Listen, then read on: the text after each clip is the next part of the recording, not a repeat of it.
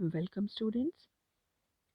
हम पढ़ रहे हैं इनऑर्गेनिक केमिस्ट्री की यूनिट आणविक कक्षक सिद्धांत या मॉलिक्यूलर ऑर्बिटल थ्योरी, और इसमें हम बात करते हैं आज comparison of valence bond and molecular orbital theory की। संयोजकता बंध तथा आणविक कक्षक सिद्धांत की तुलना। सहसंयोजक बंध के संबंध में संयोजकता बंध सिद्धांत वीबीटी व आणविक कक्षक सिद्धांत एमओटी दोनों ही आधुनिक और व्यवहारिक हैं। दोनों में कुछ समानताएं सिमिलैरिटीज हैं और कुछ डिफरेंसेस हैं, अंतर हैं। दोनों अपने आप में पूर्ण नहीं हैं और हम किसी को भी पूर्णतः सही या गलत नहीं कर सकते। रसायन विज्ञान या भी प्रायोगिक तथ्यों पर ही आधारित है, अतः प्रायोगिक तथ्यों की जहाँ पर जो भी सिद्धांत स्पष्ट व्याख्या कर पाए वहीं पर उसको हम लागू कर देते हैं। दोनों सिद्धांत वीबीटी और एमओटी की तुलना हम काफ़ी सारे बिंदुओं पे करेंगे। तो सबसे पहले हम इन दोनों में जो समानताएं हैं, सिमिलैरिटीज़ हैं, उन्हें डिस्कस करते हैं। तो पहली जो सिमिलैरिटी है, दोनों के बीच में समानता है, वो है कि दोनों ही सिद्धांत सहसंयोजक बंध की व्याख्या करते हैं। दूसरी सिमिलैरिटी, दोनों सिद्धांतों के अनुसार सहसंयोजक बंध दिशात्मक होता है। दोनों ही सिद्धांत यह मानते हैं कि लगभग समान ऊर्जा के कक्षकों के मध्य अतिव्यापन या ओवरलैपिंग होती है।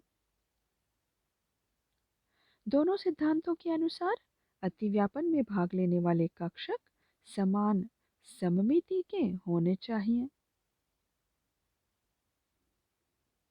और दोनों सिद्धांतों के अनुसार जितना अधिक अतिव्यापन होता है, बंध उतना ही अधिक प्रबल होता है। इन दोनों सिद्धांतों के अनुसार बंध निर्माण के बाद बंधित नाभिकों के मध्य इलेक्ट्रॉन घनत्व में वृद्धि होती है।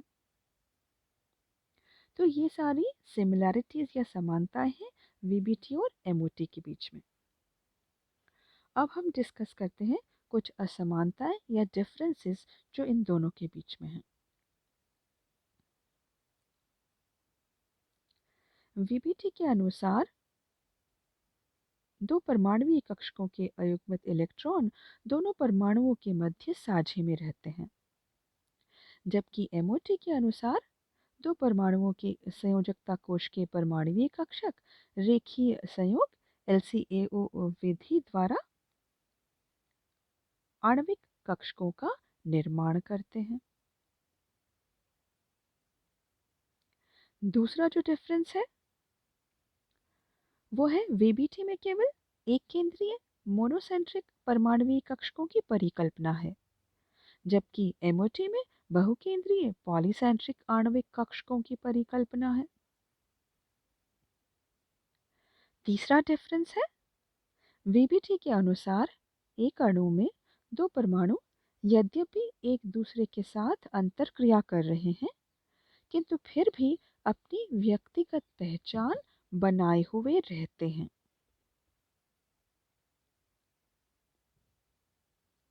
जबकि एमओटी के अनुसार जब दो परमाणुवीय कक्षक संयुक्त होकर आणविक कक्षकों का निर्माण करते हैं तो उनकी अपनी जो व्यक्तिगत पहचान है वो समाप्त हो जाती है।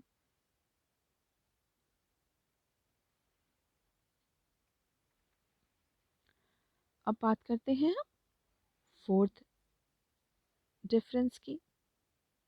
तो वीबीटी बी2 तथा O2 अणु की अनुचुंबकीय प्रकृति को नहीं समझाता, जबकि एमओटी द्वारा बी2 तथा O2 अणु की अनुचुंबकीय प्रकृति को आसानी से समझा सकते हैं।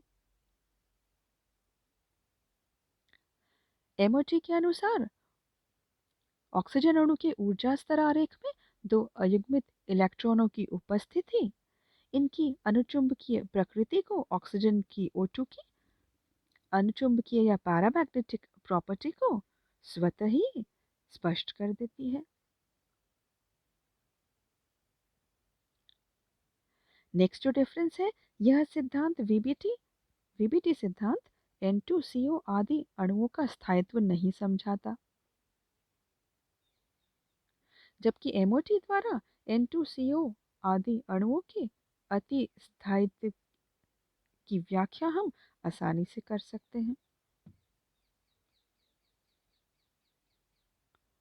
सम इलेक्ट्रॉनिक अणुओं N2 और CO के स्थायित्व और बंध क्रम बॉन्ड ऑर्डर, इसकी व्याख्या हम MOT से इजीली कर सकते हैं और हमने की है, हमने एग्जाम्पल्स देखे हैं।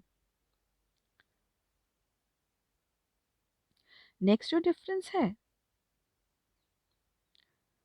वो है यह सिद्धांत वीबीटी विषम इलेक्ट्रॉन अणुओं का बनना नहीं समझाता, जैसे NO, H2+, हीलियम अणु आयन आदि। लेकिन MOT से हमने विषम इलेक्ट्रॉन अणुओं जैसे NO, हाइड्रोजन अणु आयन, हीलियम अणु आयन, इनका बनना हमने MOT द्वारा आसानी से समझा है। हमने बॉन्ड ऑर्डर निकाला है इन अणुओं का। नेक्स्ट जो डिफरेंस है, वीबीटी में सहसंयोजक बंध में आयनिक लक्षण दोनों परमाणुओं की विद्युत ऋणता की अंतर पर निर्भर करता है,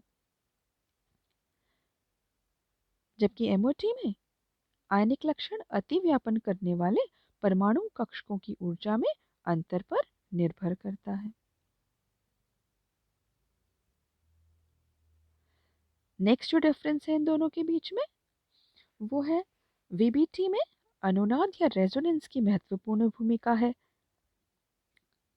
वीबीटी अनुनाद संकल्पना द्वारा इलेक्ट्रॉनों के विस्थानीकरण या डिलोकलाइजेशन को स्पष्ट करता है, जबकि MOT में अनुनाद का कोई स्थान नहीं है, क्योंकि यह सिद्धांत स्वयं ही इलेक्ट्रॉनों के डिलोकलाइजेशन को अच्छी तरह से स्पष्ट कर देता है।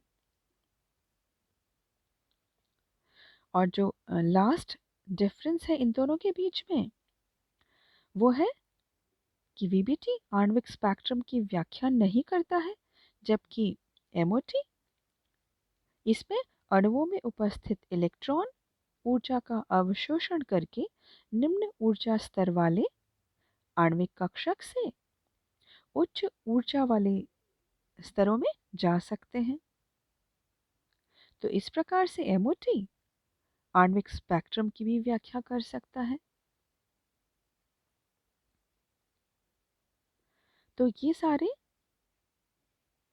डिफरेंसेस थे जो थे वीबीटी और MOT के बीच में। तो आज हमने कंपैरिजन पढ़ा वीबीटी और MOT के बीच में। तो पहले हमने सारी सिमिलैरिटीज समानताएं पढ़ी दोनों के बीच में, और उसके बाद में हमने दोनों के बीच में जो असमानताएं या डिफरेंसेस थी उन्हें डिस्कस किया। Thank you so much.